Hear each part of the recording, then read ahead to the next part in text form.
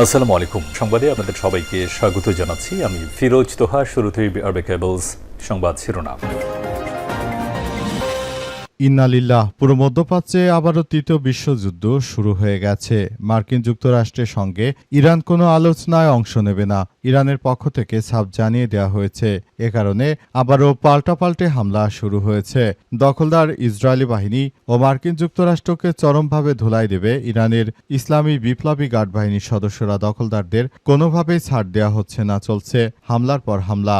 আর এরই মাঝে আমাদের হাতে এসে পৌঁছেছে যুদ্ধের সর্বশেষ গুরুত্বপূর্ণ সব থেকে তাজা আপডেট সংবাদ আপনাদের জানিয়ে দিব। প্রথমেই জানাবো, চীনের স্যাটেলাইট যেভাবে বদলে দিয়েছে ইরানের রণকৌশল। মধ্যপ্রাচ্যে ভূরাজনীতিতে এক নতুন মাত্রা যোগ করেছে ইরান ও চীনের মধ্যকার ক্রমবর্ধমান সামরিক ও প্রযুক্তিগত সহযোগিতা। সাম্প্রতিক গোয়েন্দা তথ্য ও প্রতিবেদনের ভিত্তিতে জানা গেছে যে চীনের তৈরি উচ্চ ক্ষমতাসম্পন্ন স্যাটেলাইট ব্যবহার করে ইরান তার কক্ষপথ ও ড্রোন হামলার নিখুঁত লক্ষ্যভেদ করার ক্ষমতা বহুগুণ বাড়িয়ে দিয়েছে। মার্কিন যুক্তরাষ্ট্রের বিভিন্ন ঘাঁটি এবং জাহাজগুলো টার্গেট করে একের পর এক হামলা চালাচ্ছে ইরান। এরপর জানাবো, যুক্তরাষ্ট্রের সঙ্গে আলোচনা অংশ নিচ্ছে না ইরান। ইরানের পররাষ্ট্র মন্ত্রণালয়ের মুখপাত্র ইসমাইল বাঘাই জানিয়েছেন যে ইসলামাবাদে যুক্তরাষ্ট্রের সঙ্গে আলোচনায় অংশ নেবে না তারা। তিনি বলেছেন, যুক্তরাষ্ট্র তার অভিজ্ঞতা থেকে শিক্ষা নিচ্ছে না, যার ফলে কখনো ভালো হবে না বলে মন্তব্য করেছেন তিনি। এদিকে যুক্তরাষ্ট্রের সামরিক জাহাজে ইরানের ভয়াবহ হামলা। ইরানের পতাকাবাহী একটি পণ্যবাহী জাহাজ জব্দ করার পর পাল্টা পদক্ষেপ হিসেবে যুক্তরাষ্ট্রের সামরিক জাহাজ লক্ষ্য করে ড্রোন হামলা চালিয়েছে তেহরান। এই উত্তেজনা বৃদ্ধির ভঙ্গুর যুদ্ধবিরতি নিয়ে উদ্বেগ বাড়িয়ে দিয়েছে খবর ইন্ডিয়া টুডের। ইরানের আধা সরকারি সংবাদ সংস্থা তাসনিম নিউজ জানিয়েছে যে মার্কিন সেনারা একটি ইরানি বাণিজ্যিক জাহাজে গুলি চালিয়ে সেটি আটক করার পর ইরানি বাহিনী ওমান সাগরে মার্কিন সামরিক জাহাজ লক্ষ্য করে ড্রোন হামলা চালিয়েছে।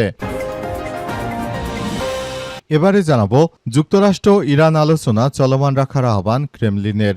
উপসাগর অঞ্চলে নেতিবাচক প্রভাব এবং বিশ্ব অর্থনীতির ক্ষতি এড়াতে যুক্তরাষ্ট্র ও ইরানের মধ্যে আলোচনা অব্যাহত থাকবে বলে আশা প্রকাশ করেছে ক্রেমলিনের মুখপাত্র দিমিত্রি পেসকভ। আজ সাংবাদিকদের সঙ্গে আলাপকালে ক্রেমলিনের মুখপাত্র দিমিত্রি পেসকভ এই তথ্য নিশ্চিত করেছেন। এবং সর্বশেষ জানাবো, ইসলামী ব্যাংক দখলে এস আলমের শোডাউন। বিতর্কিত ব্যবসায়ী এস আলমের হাতে ইসলামী ব্যাংকের নিয়ন্ত্রণ ফেরাতে রাজধানীতে বড় ধরনের শোডাউন করেছে তার অনুসারীরা। এতে ব্যাংক থেকে চাকরিচ্যুত কথিত কর্মীরাও অংশ নিয়েছে। এ সময় তারা বর্তমান পরিচালনা পর্ষদ ভেঙে দিয়ে পলাতক এস আলমের কাছে একটি ব্যাংকটির মালিকানা ফিরে দেওয়া সহ তাদের চাকরি পুনর্বহালের দাবি জানিয়েছে। উল্লেখ্য, এস আলম যখন ইসলামী ব্যাংকের এমডিকে মাথায় বন্দুক ঠেকিয়ে ব্যাংকের দখল নিয়েছিল, তখন থেকে এসব ব্যক্তিদেরকে এস আলম নিজের এলাকা থেকে শুধুমাত্র কার্যক্রমগুলো আসলে চালানো যাচ্ছিল এবং পরে পরিস্থিতি উত্তেজনাকর অবস্থায় চলে যায়। প্রিয় দর্শক, এতক্ষণ শুনছিলেন সংবাদ শিরোনাম, এবারে বিস্তারিত। তবে তার আগে বন্ধুরা, অনুরোধ থাকবে এই সংবাদটিতে একটি লাইক দিন। এই চ্যানেলে আপনি নতুন হয়ে থাকলে আমাদের সংবাদটি দেখতে দেখতে চ্যানেলটি সাবস্ক্রাইব করে রাখুন। কমেন্ট করে বন্ধুরা আপনার মূল্যবান মতামত জানিয়ে দিন আপনি বিশ্বের কোন দেশ থেকে বা বাংলাদেশের কোন স্থান থেকে আমাদের সংবাদটি দেখছেন এবং শুনছেন। আর বন্ধুরা, সংবাদটি আপনার সোশ্যাল মিডিয়া ফেসবুকে শেয়ার করে বন্ধুদেরও দেখার সুযোগ করে দিন। গাজা যুদ্ধে আপনি যদি নিরীহ ফিলিস্তিনিদের ভালোবেসে থাকেন, কমেন্টে ইয়েস লিখে পুরো বিশ্বকে আমাদের এই সংবাদটি দেখার সুযোগ করে দিন। এবারে বিস্তারিত। চীনা স্যাটেলাইট যেভাবে বদলে দিচ্ছে ইরানের রণকৌশল। মধ্যপ্রাচ্যের ভূরাজনীতিতে নতুন করে মাত্রা যোগ করেছে ইরান ও চীনের মধ্যকার ক্রমবর্ধমান সামরিক ও প্রযুক্তিগত সহযোগিতা। সাম্প্রতিক গোয়েন্দা তথ্যের প্রতিবেদনের ভিত্তিতে জানা গেছে চীনের তৈরি উচ্চ ক্ষমতা সম্পন্ন স্যাটেলাইট ব্যবহার করে ইরান তার ক্ষেপণাস্ত্র ও ড্রোন হামলা নিখুঁতভাবে লক্ষ্যভেদ করার ক্ষমতা বহুগুণ বাড়িয়ে দিয়েছে। বিশেষ করে মধ্যপ্রাচ্যে চলমান উত্তপ্ত পরিস্থিতিতে মার্কিন সামরিক ঘাঁটিগুলোতে ইরানের সাম্প্রতিক নিখুঁত হামলাগুলোর পেছনে এই চীনা প্রযুক্তির বড় ভূমিকা রয়েছে বলে মনে করছেন বিশেষজ্ঞরা। ফাঁস হওয়া বিভিন্ন নথির বরাতে জানা গেছে যে ইরান গোপনে চীনের আরআই নামক একটি বেসরকারি প্রতিষ্ঠানের তৈরি TEE-01B স্পাই স্যাটেলাইট বা গোয়েন্দা উপগ্রহের নিয়ন্ত্রণ লাভ করেছে। এই স্যাটেলাইটটি 0.5 মিটার রেজলিউশনের অত্যন্ত স্পষ্ট ছবি পাঠাতে সক্ষম, যা ইরানের নিজস্ব স্যাটেলাইটের তুলনায় প্রায় 10 গুণ বেশি শক্তিশালী। এই প্রযুক্তির সহায়তায় ইরানি কমান্ডার মধ্যপ্রাচ্যে মার্কিন ও মিত্রবাহিনীর বিভিন্ন ঘাঁটি যেমন সৌদি আরবের প্রিন্স সুলতান এয়ারবেস বা জর্ডানের মোয়াফাক সালতি ঘাঁটির রিয়েল টাইম তথ্য ও ছবি সংগ্রহ করেছে। প্রতিরক্ষা বিশ্লেষকদের মতে আগে ইরানের ক্ষেত্রে বা ড্রোনের লক্ষ্যবস্তু থেকে বাস্তুচ্যুত হওয়ার সম্ভাবনা থাকলেও এখনও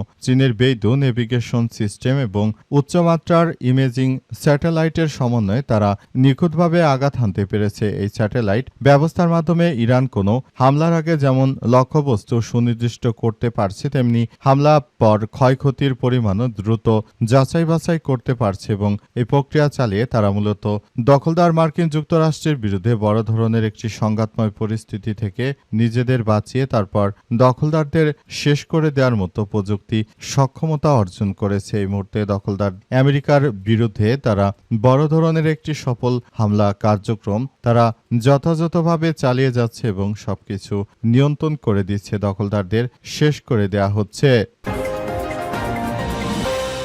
যুক্তরাষ্ট্রের সঙ্গে আলোচনা অংশ নিচ্ছে না ইরান। ইরানের পররাষ্ট্র মন্ত্রণালয়ের মুখপাত্র ইসমাইল বাঘাই বলেছেন, ইসলামাবাদে যুক্তরাষ্ট্রের সঙ্গে আলোচনায় অংশ নেবে না তেহরান। তিনি বলেছেন, যুক্তরাষ্ট্র তার অভিজ্ঞতা থেকে শিক্ষা নিচ্ছে না, এর ফল কখনোই ভালো হবে না বলে মন্তব্য করেছেন তিনি। বাঘাই বলেছেন, 10 দফা প্রস্তাব জমা দেওয়া হয়েছিল এবং তা ইসলামাবাদে আলোচিত হয়েছিল। যুক্তরাষ্ট্র ও ইসরায়েলের হামলার আগে হরমুজ প্রণালী নিরাপদ ছিল বলেও উল্লেখ করেছেন তিনি।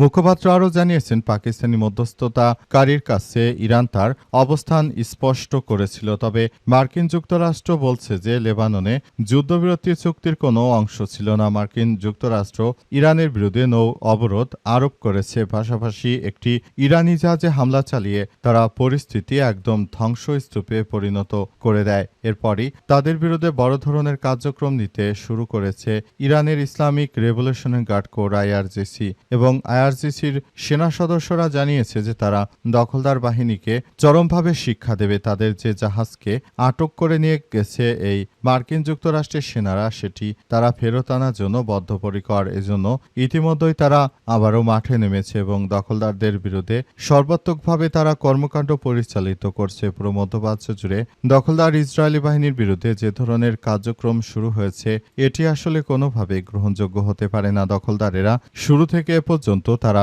যে ধরনের কার্যক্রম শুরু করেছে, এতে করে আসলে এই যুদ্ধে ইরান কোনোভাবেই অংশগ্রহণ করতে পারে না আলোচনার মধ্য দিয়ে যে যুদ্ধের সমাপ্তি হওয়ার কথা ছিল, মনে হচ্ছে যুদ্ধ আরও বেশি খুবই খারাপের দিকে চলে যাচ্ছে।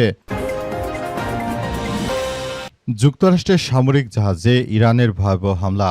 ইরানের পতাকাবাহী একটি পণ্যবাহী জাহাজ জব্দ করার পাল্টা পদক্ষেপ হিসেবে যুক্তরাষ্ট্রের সামরিক জাহাজ লক্ষ্য করে ড্রোন হামলা চালিয়েছে তেহরান। এই উত্তেজনা বৃদ্ধির সঙ্গে যুদ্ধবিরতি নিয়ে উদ্বেগ বাড়িয়ে দিয়েছে খবর দ্য ইন্ডিয়া টুডের। ইরানের আধা সরকারি সংবাদ সংস্থা তাসনিম জানিয়েছে যে মার্কিন সেনারা একটি ইরানি বাণিজ্যিক জাহাজে গুলি চালিয়ে সেটি আটক করার পর ইরানি বাহিনী ওমান সাগরে মার্কিন জাহাজ লক্ষ্য করে ড্রোন হামলা চালিয়েছে। প্রতিবেদনে বলা হয়েছে যে যুক্তরাষ্ট্র ইরানি পতাকাবাহী জাহাজ জব্দ করায় প্রতিশোধ হিসেবে ওই ড্রোন হামলা চালানো হয়েছে। তবে প্রতিবেদনে হামলার মাত্রা, ব্যবহৃত ড্রোনের সংখ্যা বা মার্কিন সম্পদের কোনো ক্ষতি হয়েছে কিনা সে সম্পর্কে বিস্তারিত কোনো তথ্যই জানা যায়নি এবং সব পরিস্থিতি আসলে দখলদার ইসরায়েলি বাহিনী এবং মার্কিন যুক্তরাষ্ট্রের যে কোনো ধরনের কার্যক্রম প্রতিহত করা হবে বলে ইরানের পক্ষ থেকে নিশ্চিত করা হয়েছে এবং পুরো মধ্যপ্রাচ্য জুড়ে জায়নবাদী ইহুদিবাদীরা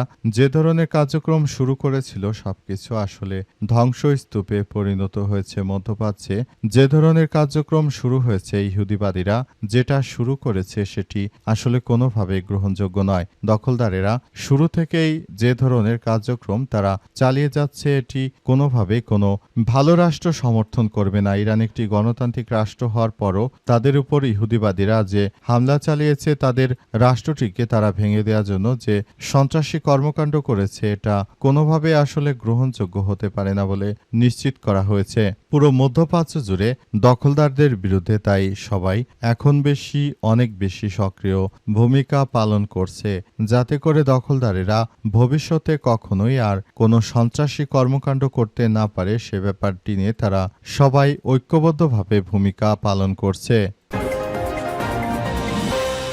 যুক্তরাষ্ট্র ইরান আলোচনা চলমান রাখার আহ্বান ক্রেমলিনের। উপসাগরীয় অঞ্চলে নেতিবাচক প্রভাব এবং বিশ্ব অর্থনীতির ক্ষতি এড়াতে যুক্তরাষ্ট্র ও ইরানের মধ্যে আলোচনা অব্যাহত থাকবে বলে আশা প্রকাশ করেছে ক্রেমলিন। আজ সাংবাদিকদের সঙ্গে আলাপকালে ক্রেমলিনের মুখপাত্র দিমিত্রি পেসকভ এই তথ্য নিশ্চিত করেছেন। দিমিত্রি পেসকভ বলেছেন, আমরা দেখতে পাচ্ছি উপসাগরীয় অঞ্চলে পরিস্থিতি বর্তমানে অত্যন্ত নাজুক এবং অনিশ্চিত। আমরা আশা করি আলোচনার প্রক্রিয়া অব্যাহত থাকবে এবং এর মাধ্যমে সামরিক পরিস্থিতি দিক ধাবিত বা বড় ধরনের উত্তেজনা এড়ানো সম্ভব হবে। তিনি আরও স্পষ্ট করে জানিয়েছেন যে রাশিয়া বর্তমানে এই আলোচনা প্রক্রিয়া মধ্যস্থতাকারীর ভূমিকায় নেই, তবে একটি শান্তিপূর্ণ সমাধান এবং চুক্তিতে পৌঁছাতে যে কোনো ধরনের সহযোগিতা দিতে মস্কো প্রস্তুত রয়েছে বলে তিনি উল্লেখ করেছেন। এবং তিনি আরও জানিয়েছেন যে আমরা ইরানের কাছ থেকে সমৃদ্ধ ইউরেনিয়াম রাশিয়ায় নিয়ে রাখতে চাই এবং